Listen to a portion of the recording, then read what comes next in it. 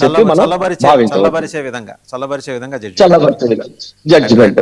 రెండో case sir, private complaint reject అయినా సరే ఎఫ్ఐఆర్ పెట్టవచ్చునట, సుప్రీంకోర్టు క్లారిటీ ఇచ్చింది, నిజమేనా? ఎస్, ఇది కరెక్ట్ ఇష్యూ అండి. ఇది కూడా ల్యాండ్ మార్క్. అసలు ముందు మనం చెప్పండి. ఇది కూడా landmark judgement. Okay, if such is the case.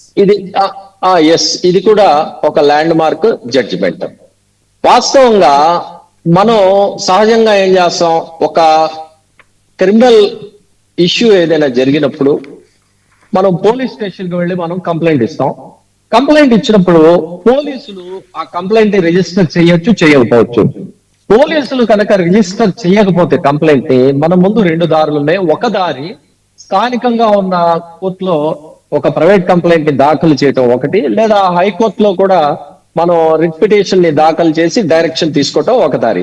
అయితే ఇక్కడ సెక్షన్ 156 టిఆర్పిసి ప్రకారము మనం ప్రైవేట్ కంప్లైంట్ దాఖలు చేసే అధికారము ఉంది. ఇందులో ఈ పూర్వపరాలు ఏంటంటే, ఈ కేసుకి సంబంధించి పూర్వపరాలు, ఈ ప్రమోద్ కుమార్ శుక్లా అనే ఒక వ్యక్తి, ఉత్తరప్రదేశ్ కి సంబంధించిన వ్యక్తి, తన స్నేహితుడి దగ్గరనే ఒక 20 లక్షలు తీసుకుని స్నేహితుడి పిల్లలకి, కొడుక్కి, మనవడికి ఉద్యోగాలు ఇప్పిస్తానని ఒక 20 లక్షలు తీసుకున్నాడు. ఆ 20 లక్షలు తీసుకుని ఈ ఉద్యోగాలు ఇప్పించకుండా మోసం చేశాడు. ఈ మోసం చేస్తే అందులో ఈ బాధితుడుగా ఉన్న వ్యక్తి ఏం చేశాడంటే, కోర్టులో వెళ్ళి ప్రైవేట్ కంప్లైంట్ ఒక దాన్ని దాఖలు చేశాడు. ప్రైవేట్ కంప్లైంట్ ని దాఖలు చేస్తే ఆ లోకల్ కోర్టు ఏం చేసిందంటే, ఆ జూనియర్ సివిల్ జడ్జి కోర్టు ఆ కంప్లైంట్ ని తీసుకోకుండా, రిజిస్టర్ చేయకుండా దాన్ని తిరస్కరించింది, అంటే డిస్మిస్ చేసింది. డిస్మిస్ చేసిన తదనంతరం ఏమైందంటే, ఈ ప్రమోద్ కుమార్ శుక్లా మీద పోలీసులు కేసుల్ని నమోదు చేశారు. 5 ఎఫ్ఐఆర్లను నమోదు చేశారు. ఈ 5 ఎఫ్ఐఆర్లను నమోదు చేస్తే ప్రమోద్ కుమార్ మిశ్రా ఏం చేశాడంటే, ఇది రెస్ జ్యుడికేటా కిందకు వస్తుంది. రెస్ జ్యుడికేటా అంటే దాని అర్థం ఏంటంటే, ఒకసారి ఒక కేసులో ఏదైనా అది ఫైనాలిటీకి చేరుకున్న తర్వాత అదే అంశం మీద మళ్ళీ ఇంకొకసారి కేసు వేయడానికి వెళ్ళలేదు, దాన్ని రెస్ జ్యుడికేటా అని చెప్పి ఈ న్యాయ పరిభాషలో చెప్తారు. ఇలా ఆల్రెడీ అతను ప్రైవేట్ కంప్లైంట్ ఇచ్చాడు, ప్రైవేట్ కంప్లైంట్ ని కొట్టివేశారు కాబట్టి మళ్ళీ నా మీద ఎఫ్ఐఆర్లు రిజిస్టర్ చేయడానికి వీలు లేదు అని సుప్రీంకోర్టుకి వెళ్ళినప్పుడు సుప్రీంకోర్టు ఏం చేసిందంటే, దీని మీద ఒక స్పష్టత ఇచ్చింది. 153 సెక్షన్ 153 సిఆర్పిసి క్లాస్ 3 కింద మీరు ప్రైవేట్ కంప్లైంట్ ని వేశారు. ప్రైవేట్ కంప్లైంట్ ని వేసినప్పుడు కాగ్నిజెన్స్ అంటే ఇందులో విచారించదగ్గ అంశాలు ఉన్నాయి అని ఆ కోర్టు మెజిస్ట్రేట్ భావించలేదు కాబట్టి దాన్ని కొట్టివేశారు కాబట్టి ఆ కంప్లైంట్ మీద విచారణ జరగలేదు, ఆ కంప్లైంట్ ఫైనాలిటీకి చేరుకోలేదు.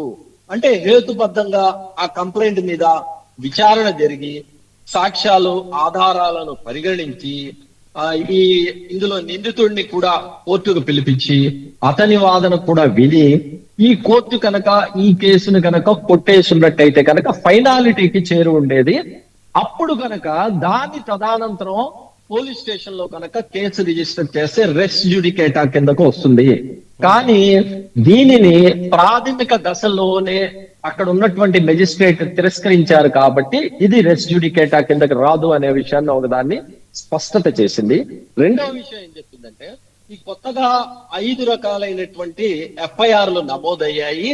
ఈ 5 రకాలైనటువంటి ఎఫ్ఐఆర్లు నమోదైన అంశాలలో ఈ నిందితుడు అలానే ఫిర్యాది వీరి ఇద్దరి మధ్య జరిగిన ఫోన్ కాల్స్, వీడియో కాల్స్, ఈ మొత్తానికి సంబంధించిన ఎలక్ట్రానిక్ డేటా మొత్తం ఫిర్యాది పోలీసులకు సమర్పించాడు కాబట్టి దాని మీద ఆధారపడి కేసుని రిజిస్టర్ చేశారు కాబట్టి ఈ కేసులు చెల్లుబాటు అవుతాయి అని చెప్పి సుప్రీంకోర్టు స్పష్టత ఇవ్వడం ద్వారా ఈ ఒకవేళ ప్రైవేట్ కంప్లైంట్ కనుక ప్రాథమిక దశలోనే తిరస్కరించేటట్టయితే దానిని కూడా తదనంతర దశలో పోలీసులు ఎఫ్ఐఆర్ రిజిస్టర్ చేయొచ్చు అని ఒక క్లారిటీ ఇచ్చారు. ఈ కేసు పేరు Pramod Kumar Mishra versus Uttar Pradesh government and others.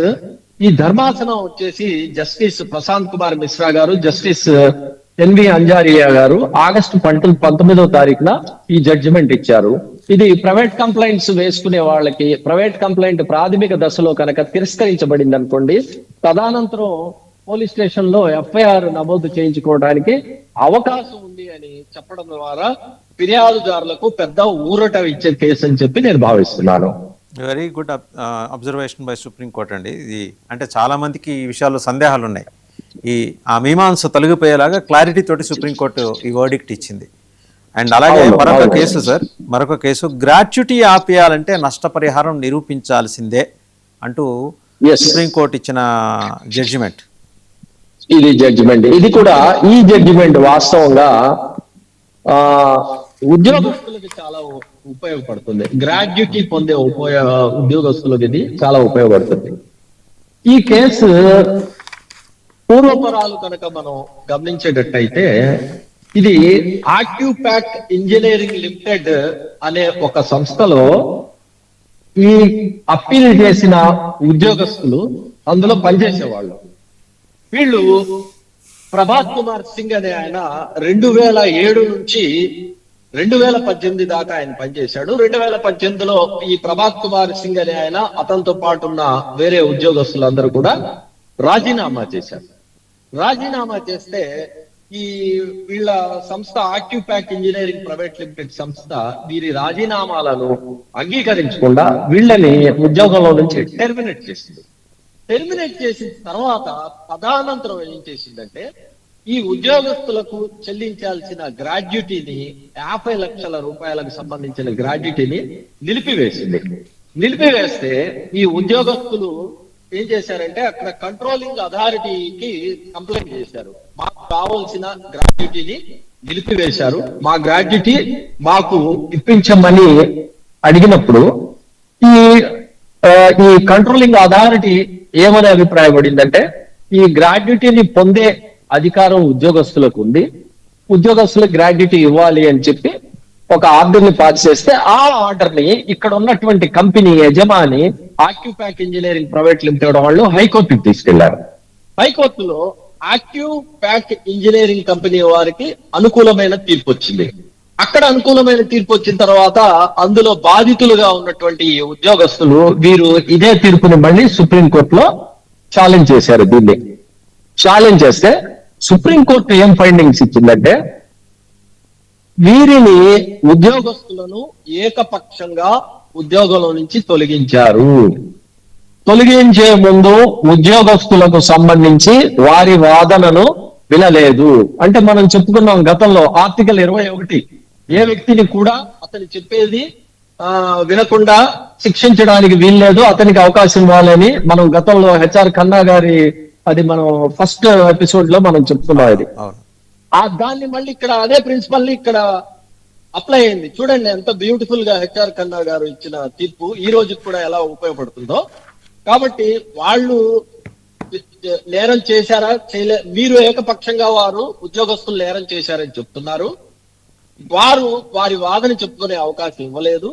తర్వాత వీరు ఉద్యోగస్తులు వస్తువులను 3600 కొని 6900 కంపెనీకి అమ్మేవారు అనే విషయాన్ని ఉద్యోగస్తులు ఒప్పుకున్నారు అని మీరు చెప్పారు తప్పనిచ్చి ఆ అంశం మీద ఆధారపడి వీరిని ఉద్యోగంలోంచి తొలగించే అవకాశము లేదు అని ఒక స్పష్టత ఇవ్వడం ద్వారా సుప్రీంకోర్టు ఏం చెప్పిందంటే ఒకవేళ ఉద్యోగి వల్ల సంస్థకు కనుక నష్టం జరిగితే ఆ సంస్థకు ఎంత మేరకు నష్టం జరిగిందో ఆ ఉద్యోగి వల్ల అంత అమౌంట్ ని మాత్రమే ఆపాలి తప్పనిచ్చి ఆ ఉద్యోగికి సంబంధించిన గ్రాడ్యుటీ మొత్తం సంస్థ తీసేసుకుంటుంది అంటే అది సబబు కాదు, అది తప్పు.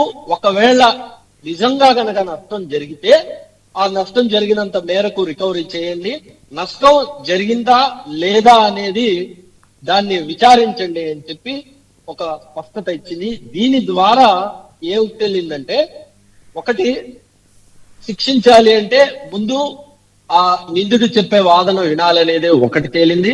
రెండవ విషయం, వీరు ఎంత మేరకు ఈ నష్టం చేశారో సంస్థకి అంత మేరకు మాత్రమే గ్రాట్యుటీలో నుంచి తీసుకోవాలి తప్పనించి మొత్తం తీసుకోవడానికి లేదు అనే రెండు అంశాలను ఈ సుప్రీంకోర్టు స్పష్టత ఇచ్చింది. సో ఆ నష్టం ఎంతో నిరూపించిన తర్వాతే గ్రాట్యుటీ ఫైనలైజ్ చేయాలి, అలాగని మొత్తం ఎగ్గొట్టడానికి వీల్లేదు. ఆ గ్రాట్యుటీలోని అమౌంట్ ని ఫైనలైజ్ చేయాలి. ఎంత